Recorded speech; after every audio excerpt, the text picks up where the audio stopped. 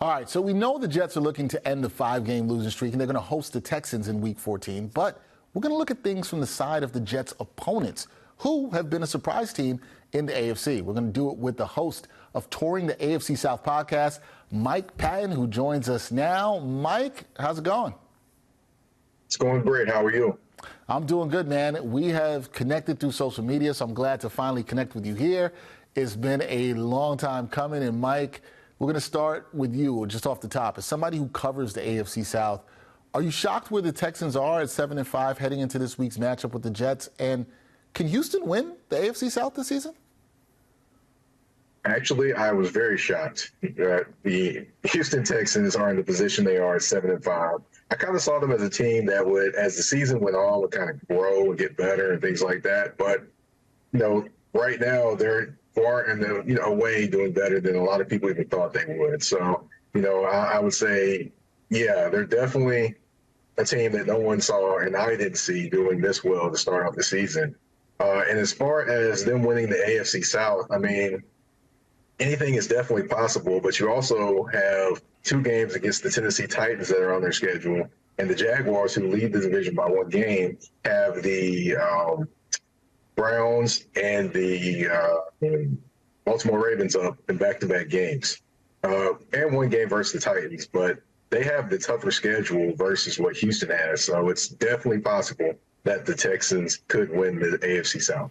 Yeah, I wonder how many people had them picked to win the AFC South this season. They definitely have a chance at 7-5 right now. Now, here's the thing, Mike. You rarely see rookie quarterbacks lead their teams to success, but C.J. Stroud, he has been doing his thing. What has been so special this season about the 2nd overall pick in the 2023 draft?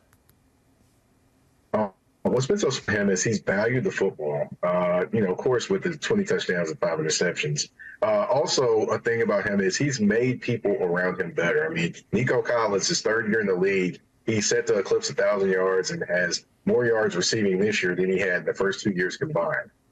Tank Dell turned him into a great weapon, even though Tank Dell was special, but he made him look even more special before he got injured. And then you also add in there that Noah Brown is a guy that, definitely was maybe like a 3rd, 4th wide receiver when he was with the Cowboys. With the Texans, he's having a career year as well.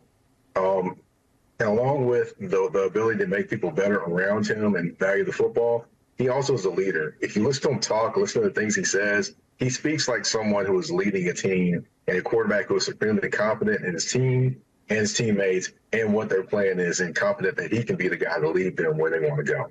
Yeah, he's playing with a ton of confidence right now and has to build confidence within the organization. And speaking of the organization, you got to think the Texans, they're probably ahead of where they thought they would be in this rebuild process, playing meaningful games in December. What's the optimism surrounding this team in terms of competing for Super Bowl titles in the near future?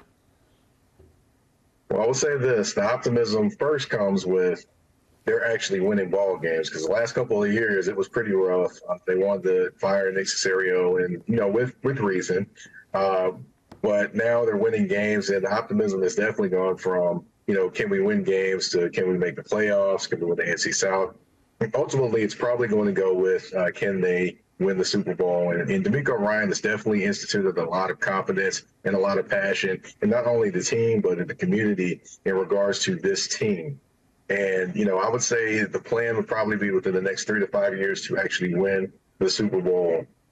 Because, of course, C.J. Stroud will still be on his rookie contract, which means you can pay everyone else around him. Yeah, that's what you want to do. Try to win when you have found your QB on that rookie contract, if possible. Last thing for me here, Mike, I always do this when we talk about previewing a game, and we do it from the Jets' perspective. But in terms of with the Texans, they're looking to pick up win number 8 on the year here, move to 8-5. What are the keys to them getting a win at MetLife Stadium on Sunday in Week 14 and picking up win number 8? The keys for the Texans against the Jets. First thing is value the football. Of course, C.J. Stroud, he's done that pretty well, even though he did have a 3-interception game against the Arizona Cardinals. That was an outlier to what he's done valuing the football this year. And the biggest thing is don't become predictable.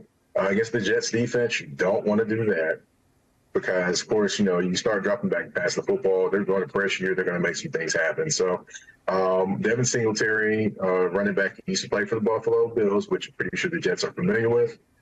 He is stepped in and taken over that running back position. So I will say he's going to be a key as well to kind of keep the balance of that offense.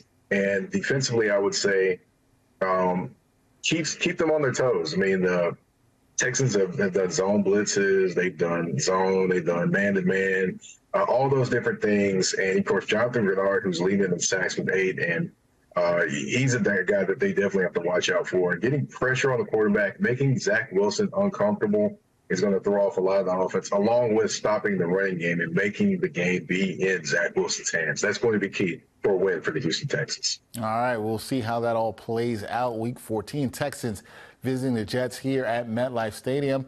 What you need to do, if you're a fan of any of these AFC South teams, if you want to know more about some AFC South football, go check out my guy Mike Patton with his great podcast, Touring the AFC South podcast. It is a fantastic one. Mike, glad we were able to connect. We will have to do it again. Thank you for joining me here, my brother. Appreciate it. Thank you. Thank you for having me on.